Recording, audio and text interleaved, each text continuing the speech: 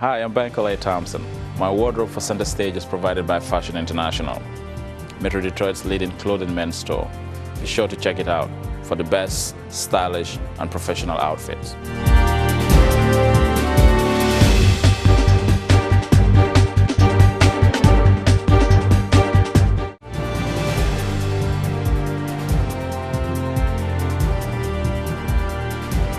Welcome back. You're watching Center Stage on WADL TV 38. I'm Bankole Thompson, and our guest this week is John Cherry, Michigan Lieutenant Governor. Mike Cox, Attorney General, is challenging this legislation, the historic legislation here. Now, is he speaking for the state of Michigan? No, he's speaking for himself. How do you explain it, though? Well, first of all, no one in the state of Michigan has directed him to do that. In fact, the governor has directed him to do the other piece. So when he makes those decisions, he's playing politics as the politics suit Mike Cox. It's nothing more than nothing less. I'm disappointed that he's taking this position because in the end, a number of Michigan residents are going to benefit by this plan significantly. You know, we've got a lot of young people who haven't been able to get jobs in the state. I mean, they'd like to work. They're looking for work. They haven't found it, but they've been off of their parents' health care. Well, now there's an opportunity they'll be covered by their parents' health care. That relieves a lot of anxiety for families in this state, and he's saying he thinks that's inappropriate. I don't. I think people want that. He's saying that he believes that insurance companies should be able to discriminate against people because of pre-existing conditions, or that it's okay for insurance companies to drop people when they get sick after they've paid premiums for years and years and years. I mean, he is playing to a crowd that is somehow believing that the president is a socialist and even believes he wasn't born in this country. So let me ask you this.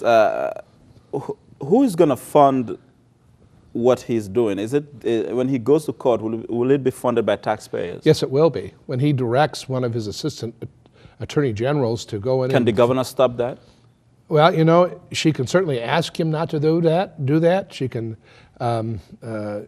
speak out against him doing that. But in the end, he's the attorney general. He has a staff, and I guess they'll do what they're directed to do. I would suspect some may explore the notion of whether he can be sued for that.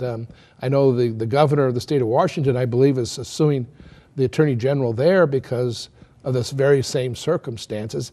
In the end, it just seems to me that if attorney general is so concerned about what the federal government's doing in the way of health care policy, then they ought to think about running for Congress. I mean, if that's what his mission in life is to deal with this health care plan, then he needs to drop this gubernatorial race and go and file for Congress and run so he can sit in the Congress and vote on these things. Do you think this health care legislation will define the gubernatorial race here in Michigan? No, I think it may define some congressional elections and some U.S. Senate elections and maybe even the presidential election 2 years from now. But in this end, what's going to define Michigan's gubernatorial race is what candidate is going to have a vision for Michigan going forward. What is their plan to achieve that vision? And do people believe that they are capable of carrying that plan out? And you look at what our problem is jobs, jobs, jobs. It's not fighting some federal debate that's already been settled by a vote in Congress. Now, there was a recent proposal by Senate Democrats in Lansing to create a state bank to help small business and so forth. What do you make of that? Because we've asked the question: is that reality or is it just political grandstanding? Well, I think Mike Prusi, who's the Senate Democratic leader, I've known for some time. Mike is very serious about it, and he thinks it's a legitimate policy approach. If you look at one of our problems in this state is that our community banks aren't able to provide credit to businesses in the state for a number of reasons. Some of it's because of federal regulations. The big banks that were bailed out under the TARP refuse to provide credit. And if you look at what's occurred in the state of North Dakota, where they have a state bank, they have no credit problems because the state bank is in a position to loan to credit-worthy small businesses to help them expand or reach market opportunities.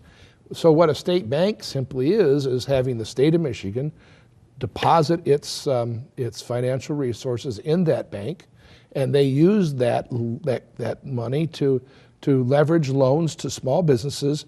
And we're not talking about bad risks. We're talking about businesses in Michigan that have been here for years and years and years, that are sound, have opportunities, and just simply need credit to be able to expand, to take advantage of those opportunities. And the state bank seems to be a logical solution. Let me switch the pendulum back to the governor's race. You pulled out because there wasn't enough money to raise. Right. What if this current Democratic candidates can't raise money? So that means what? It's a losing game then. Well, we don't know whether they can raise money or not. We won't know until they have to give their finance reports in August. So, you know, it's be speculative on your and my part of whether they can raise it or not. But I also believe that they don't have the same challenge I had, which is, I mean, you talked about the public perception about this current administration. I think that meant I had to spend more money than other candidates. Did you think to about get my that? story out? Oh, I thought about that. I did. Yeah. Really? I knew I would have to spend more money to get my story out. They don't have that disadvantage. But the other disadvantage here that some people do say is that you don't have any high-profile candidate. There's a difference when a lieutenant governor gets into the race as opposed to when a mayor of a city gets into a race. Well, you know, that could be, I guess time will prove whether that's the case or not. And some of it depends upon the media themselves about how much exposure they give to these candidates, whether they host debates and have these candidates come forward so people can see who they are and what they stand for without those candidates having to expend an enormous amount of money to get that message through. I would hope with the communication structure today that candidates will have an easier time getting their message before voters. There's no guarantee that'll happen, but it's just a hope and a wish on my part. But I think that one of these Democrats potentially can get competitive.